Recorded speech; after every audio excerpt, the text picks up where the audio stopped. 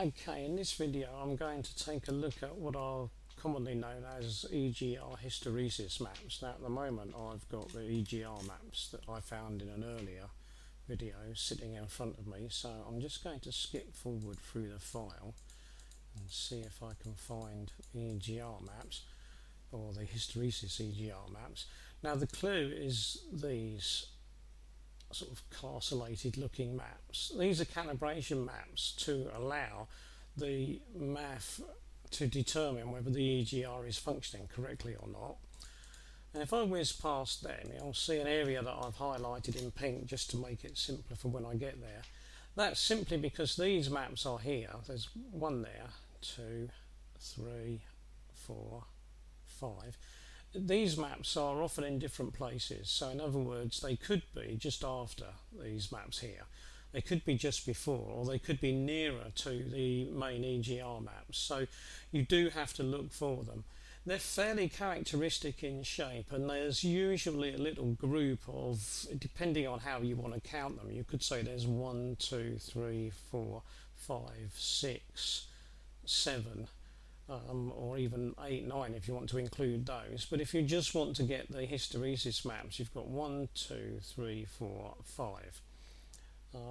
It's a job to spot them instantly, because obviously that might have been 1 and this lump here might have been 1, so until you get used to looking for them they're not that easy to find, but you can find them.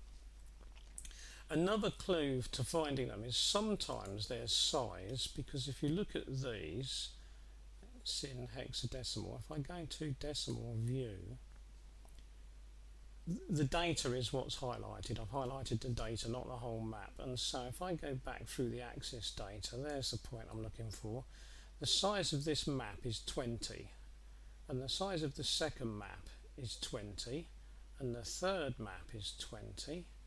The fourth map is 20, and the fifth map is 20. Now there is another one that's 20 there, so there is another map that's 20, and there's usually another map before. There's one there which is 10. So the exact size is not always a perfect guide, but generally speaking you will find at least 5 the same size. So if you find 5 that are 10 or 5 that are 15, you may well be in the right place. So of course you could search for just that number, but there could be a lot of maps of that size, so looking for them in 2D view is usually a better go.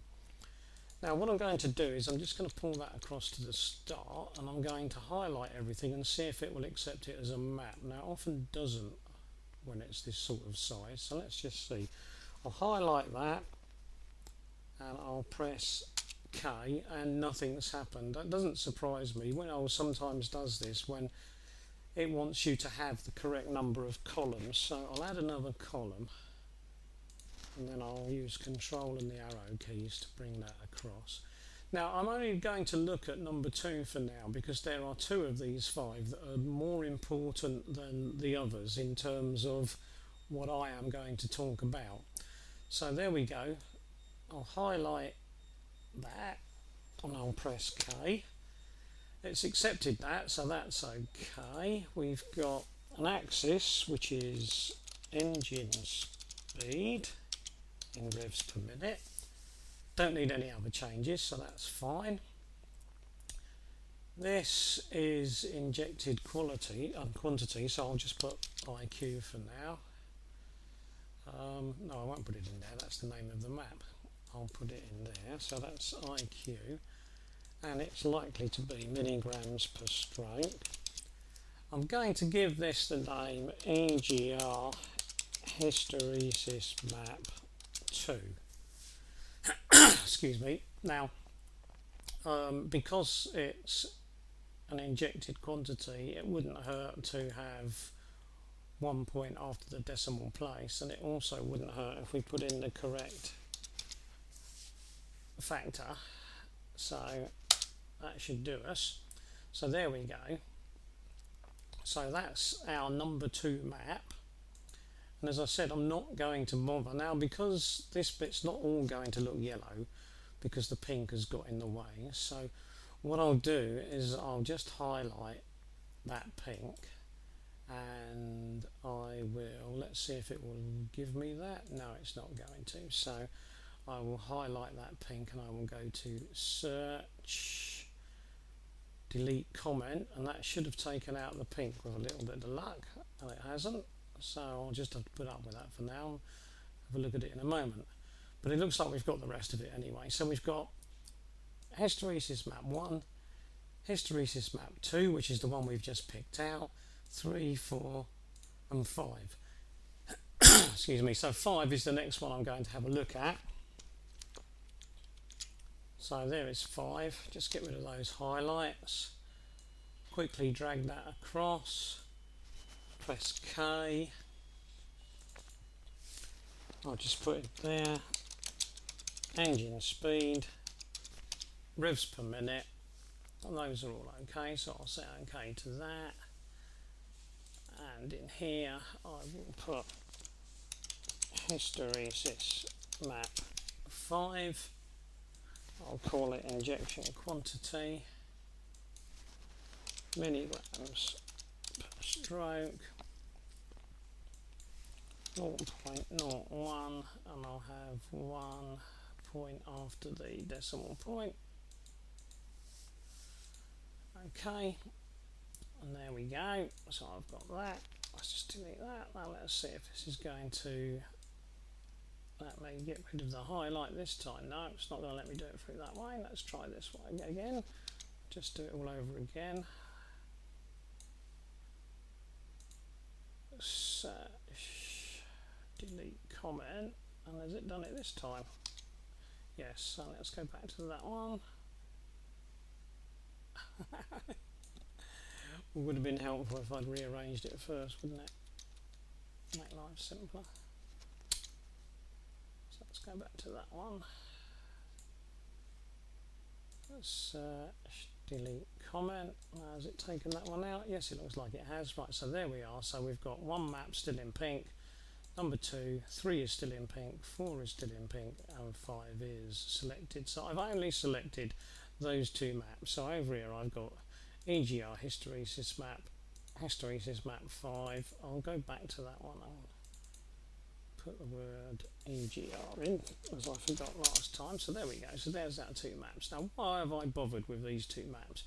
Well, I've bothered with these 2 maps because sometimes people want to turn the EGR off. They say, well, I'd like to actually switch the EGR off. Now, technically that's illegal in the UK where I'm based, so obviously people in the UK can't do that. In the rest of the world, the regulations are not so tight in certain countries, so people have the leeway to turn off the EGR should they wish. Now, one method of turning the EGR off without usually getting any fault codes, but you can never be 100% sure, but usually you don't get any fault codes, is to set all of the values in these 2 maps, which is why I've picked these 2 maps, set all of the values in these 2 maps to 0. 1, 2, 3, 4, 5, enter. Yes, I'll accept those changes. Okay, right, we're all set to 0. And then I'll come back down here to this one. Let's move it over to make it a little bit simpler. I'll highlight all of that, and I'll go back to that one. 1, 2, 3, 4, 5. Enter. Now I've got 2 modified EGR hysteresis maps. This one is all zeros, and this one is all zeros. And basically what that means is that almost regardless, because I've set it to 0, of the amount of fuel injected, in other words the injected quantity, the EGR should stay shut. So instead of opening and closing dependent on the demands of the engine, in other words the amount of fuel that's being injected, they will simply ignore that because the maps have been set to 0, and so the EGR should not open. And it shouldn't flag any fault codes because we have told the whole system to function as per normal, just not to open unless you've got particular injection quantities, except that they happen to be 0.